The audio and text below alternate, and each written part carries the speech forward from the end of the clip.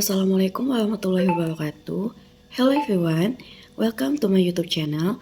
In today's learning video, I will discuss a very important topic, which is marketing management. But first, let me introduce myself. My name is Reja Wahyopita with student ID 244110885 from Management Class 24C. Without further ado, let's get started. Pertama-tama, saya akan menjelaskan mengenai manajemen pemasaran. Jadi, manajemen pemasaran adalah proses perencanaan, pengorganisasian, pelaksanaan, dan pengendalian kegiatan pemasaran untuk mencapai tujuan organisasi dengan cara memenuhi kebutuhan dan keinginan konsumen secara efektif dan efisien.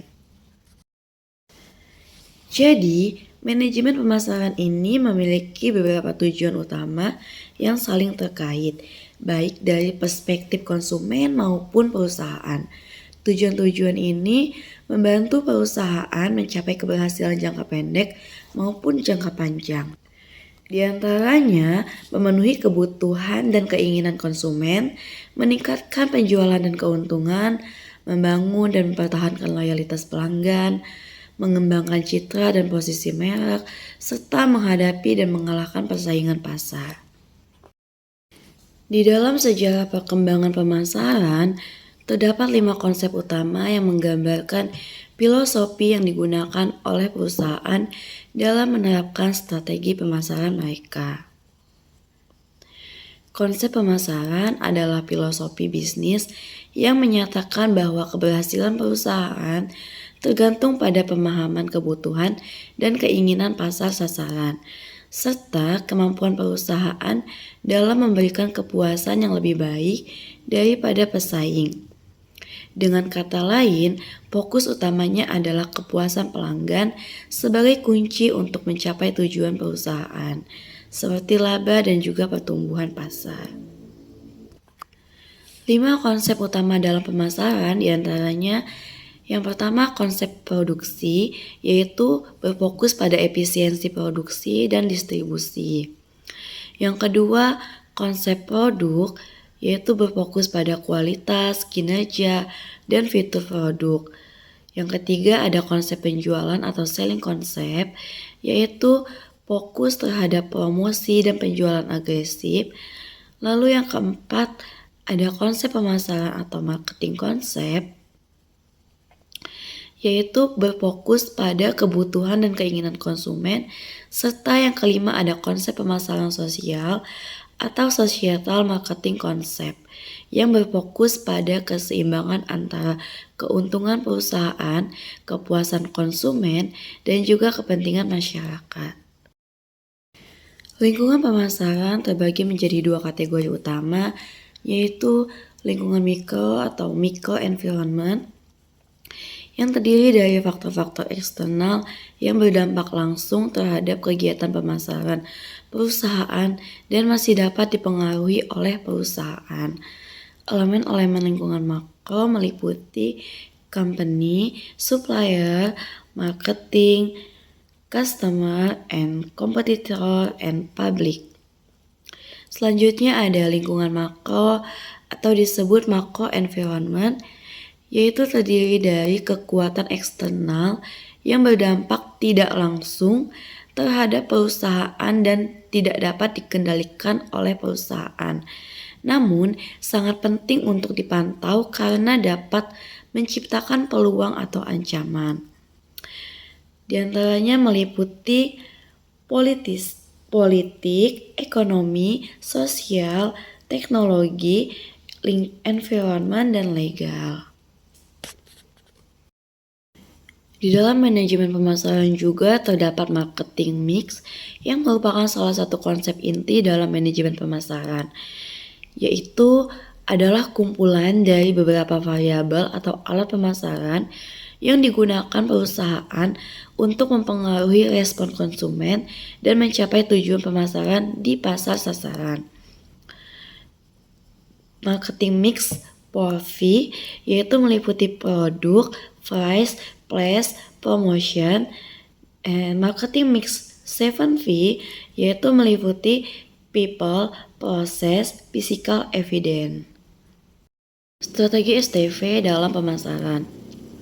STP yang biasa kita singkat segmentation, targeting, and positioning, yaitu membantu perusahaan memahami siapa pelanggan mereka, bagaimana membagi pasar, memilih siapa yang akan dilayani, dan bagaimana membedakan merek di benak konsumen. Segmentasi pasar yaitu proses membagi pasar menjadi kelompok-kelompok konsumen yang memiliki karakteristik, kebutuhan atau perilaku yang serupa. Dasar-dasar segmentasi meliputi demografis, geografis, psikografis, dan perilaku. Lalu targeting yaitu menetapkan target pasar. Proses memilih satu atau lebih segmen pasar yang akan dilayani secara khusus oleh perusahaan. Lalu ada positioning yaitu posisi merek, menentukan bagaimana produk atau merek ini ingin dipersepsikan oleh konsumen dibandingkan dengan pesaing di pasar. Tujuannya yaitu menanamkan citra yang unik dan bernilai di benak konsumen, membedakan merek dari pesaing.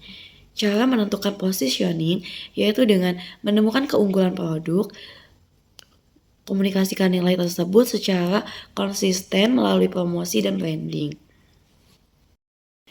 Di dalam manajemen marketing, tentu kita harus memahami customer behavior. Apa sih customer behavior itu?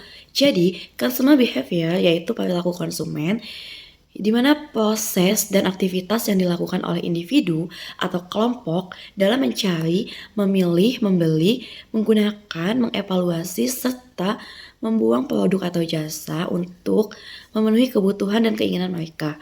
Dengan memahami perilaku konsumen ini, perusahaan dapat menciptakan produk yang lebih relevan, strategi pemasaran yang lebih efektif, dan juga pengalaman pelanggan yang lebih baik. Lalu, mengapa sih kita perlu perilaku konsumen itu penting dalam pemasaran? Karena dalam mempelajari perilaku konsumen itu kita dapat mengetahui apa yang dibutuhkan konsumen, lalu kita dapat memahami bagaimana konsumen membuat keputusan, kita juga bisa menentukan waktu dan tempat terbaik untuk menawarkan produk, serta kita dapat menyesuaikan strategi promosi, harga, dan juga distribusi.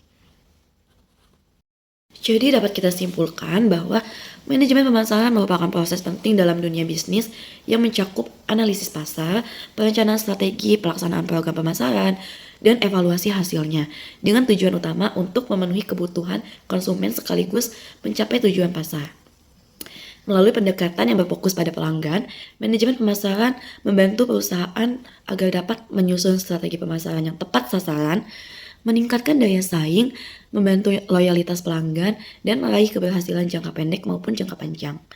Dengan memahami konsep inti seperti bauran pemasaran, yaitu 4V or 7V, STV, perilaku konsumen, serta faktor lingkungan mikro dan makro, perusahaan dapat lebih siap menghadapi tantangan pasar yang dinamis dan terus berubah.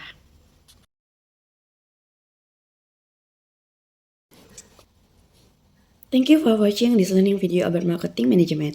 I hope the explanation helped you better understand the concept, goal, and strategy in the world of marketing.